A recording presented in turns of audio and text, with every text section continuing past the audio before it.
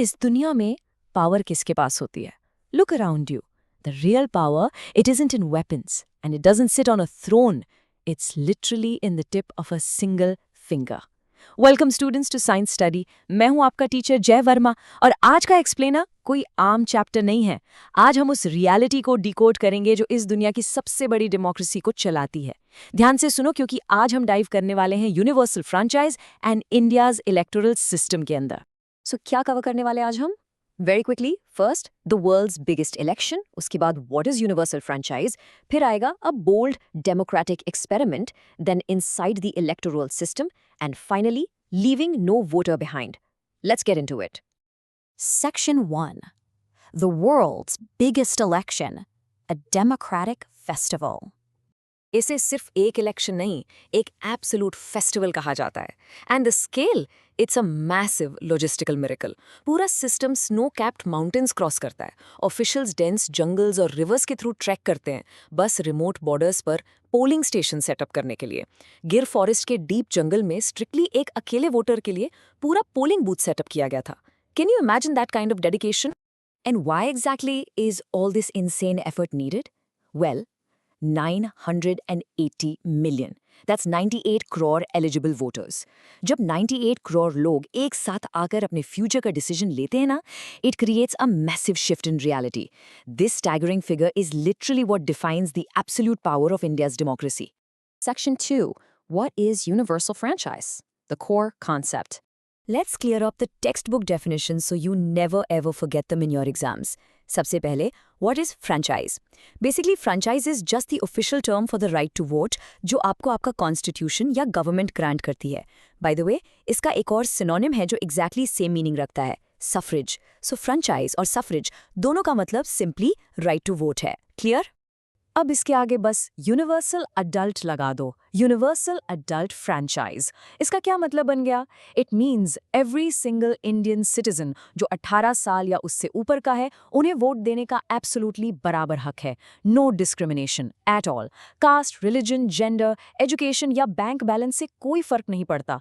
Everyone gets one vote and every vote has the exact same value. और हाँ, strict reminder, no one can vote on another's behalf. ये हक सिर्फ और सिर्फ आपका है. एक इंटरेस्टिंग एग्जाम ट्रिविया सुनो. 1950 में जब हमारा कॉन्स्टिट्यूशन इम्प्लीमेंट हुआ था ना, तब वोटिंग एज 21 ईयर्स थी. लेकिन 1988 में हमारे सिस्टम ने एक बहुत ही बोल्ड मूव लिया. वोटिंग एज को सीधा कम करके 18 ईयर्स कर दिया गया. इस एक सिंगल डिसीजन ने देश के यूथ को, यानी आप लोगों को, डायरेक्ट पावर दी अपना नेता खुद चुनने की. Section 3. A bold democratic experiment. History and importance.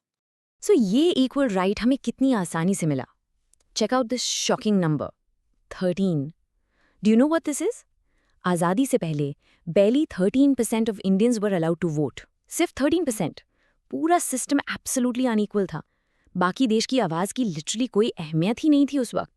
अगर हम दुनिया के सो कॉल्ड डेवलप्ड नेशंस को देखें, उन्हें भी सबको वोटिंग राइट देने में सालों लग गए. यूएसए का 1913 का वुमेन सफ्रेज परेड एक बहुत बड़ा रिमाइंडर है. स्विट्जरलैंड में तो औरतों को वोट देने का हक 1971 में जाकर मिला. उनको कितना लंबा स्ट्रगल करना पड़ा. बट इंडिया, हमने आज़ादी के पहले दिन से ही एक सुपर प्रोग्रेसिव विजन के साथ मेन और वुमेन दोनों को एब्सोल्युटली इक्वल वोटिंग राइट्स दिए. और पता है ये कितना बड़ा और बोल्ड रिस्क था?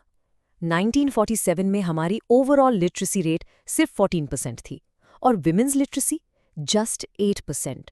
कुछ क्रिटिक्स ने उस वक्त पॉइंट आउट किया कि वोट देने का राइट सिर्फ पढ़े लिखे लोगों को मिलना चाहिए. But our constitution makers showed absolute faith in the common citizen. उन्होंने माना कि विजडम किसी डिग्री से नहीं आती, लोगों के अपने डिसीजन खुद लेने से आती है. इसीलिए ये इतना एब्सोल्युटली क्रूशियल है. ये पूरा माइंड मैप है एक डेमोक्रेसी का. यूनिवर्सल फ्रेंचाइज इंश्योर्स कि सोसाइटी में एवरीवन इज ट्रीटेड इक्वली. ये लोकल लेवल्स पर सिविक एंगेजमेंट को बढ़ाता है.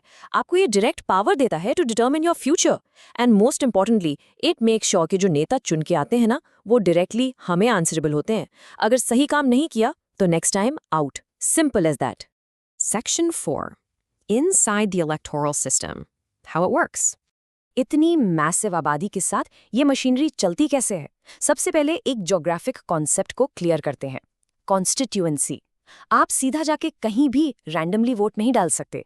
टू एक्सरसाइज योर राइट, आपको अपने स्पेसिफिक एरिया में एज अ वोटर रजिस्टर होना पड़ता है। So a constituency is just that area जहां के वोटर्स अपना एक कॉमन रिप्रेजेंटेटिव चुनते हैं किसी लेजिस्लेटिव बॉडी के लिए।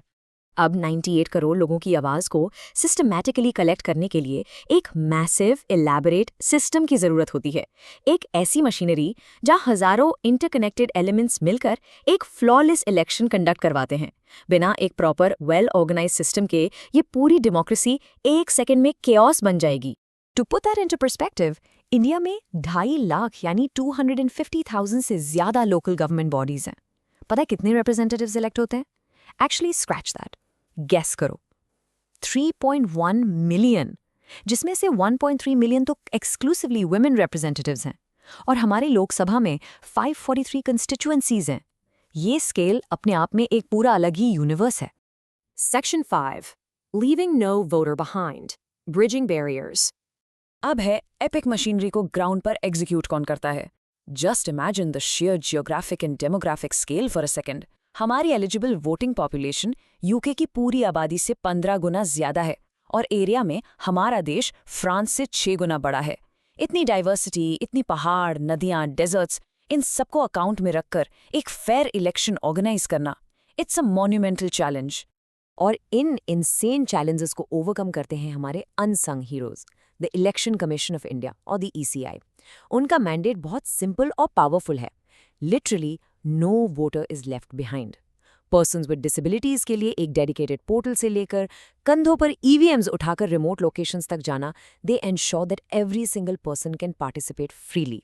2024 के जनरल इलेक्शंस में ECI ने एक्सेसिबिलिटी को एक बिल्कुल नए लेवल पर सेट कर दिया। फॉर इंस्टेंस, उन्होंने फर्स्ट टाइम 85 इयर्स से ऊपर वाले एल्डरली और सिवियरली डिसेबल्ड लोगों के लिए होम वोटिंग की फैसिलिटी दी। स्पेसिफिक कैटेगरीज के लिए पोस्टल वोटिंग ऑप्शंस दिए गए, विजुअली इम्पेयर्ड वोटर्स के लिए ब्रेल एनेबल्ड वोटर कार्ड्स बनाए और पोलिंग स्टेशंस पर व्हीलचेयर्स और रैंप्स के लिए ऐप बेस्ड रिक्वेस्ट सेटअप किए। टेक्नोलॉजी और ह्यूमन एम्पैथी का एक परफेक्ट कॉम्बिनेशन। क्योंकि बच्चों, at the end of the day, चाहे सिस्टम कितना भी बड़ा हो, 98 करोड़ लोग हो या कितने भी पहाड़ क्रॉस करने हो, ट्रूथ यही है, every vote counts, your vote matters. आपका एक सिंगल वोट इस पूरे मैट्रिक्स को, इस देश के आने वाले कल को बदलने की पावर रखता है। ये सिर्फ एक थियोरेटिकल राइट नहीं है, ये आपकी रियल पावर है। तो स्टूडेंट्स, क्या समझे आज आप?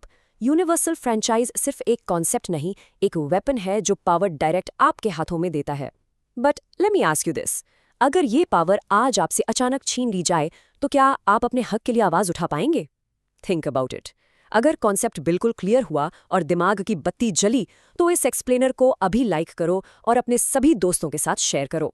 और ऐसे ही डीप एंगेजिंग लेसन्स के लिए साइंस स्टडी को आज ही सब्सक्राइब करो।